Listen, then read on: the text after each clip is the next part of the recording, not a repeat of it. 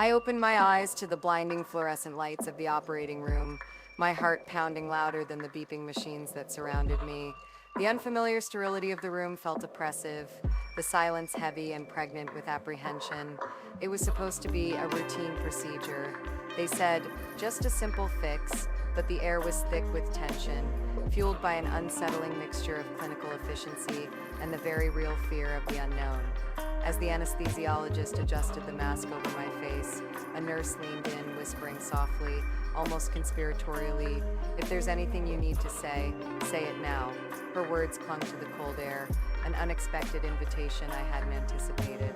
Suddenly, the reality of my vulnerability hit me with full force, and as the sedative crept into my veins, my mind raced to capture something, anything, that I might need to confess.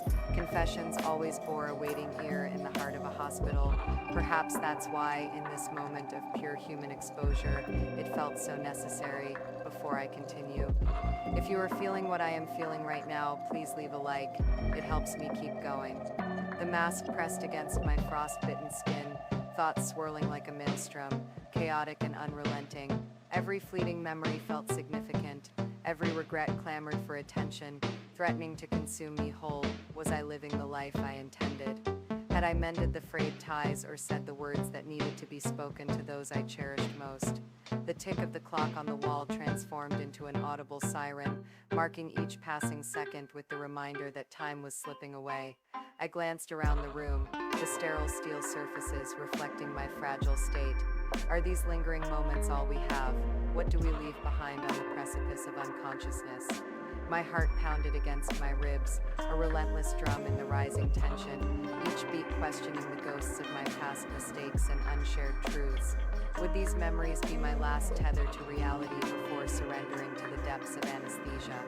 And then, in an instant of clarity amidst the swirling clouds of doubt, I saw hints of what lay beneath the surface of my fears. It wasn't just the fear of the procedure, but the fear of leaving things unsaid. Fragments of thoughts urged me to speak. Emotion swelled within me, a tide of longing for resolution. This anonymous voice inside me, rising above the noise, wanted simplicity, craved connection, begged for an opportunity to be human again before the sterile wipe of oblivion. I was suddenly aware of the weight of the unsaid, turning me cold even as the room itself seemed to melt away.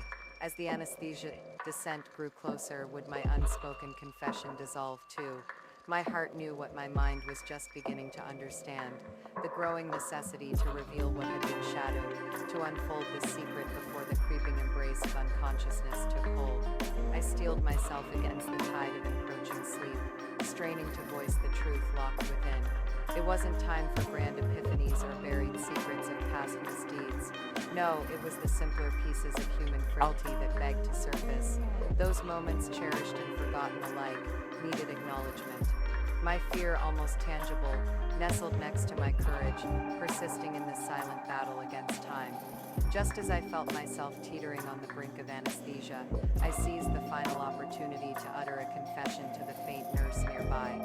"Tell them, I love them," I whispered, every muscle in my face clinging to sincerity, hope shimmering in my voice, like a dying flame in the cold void of silence. That was my truth, my bedside secret painted in vulnerability and inked with raw honesty.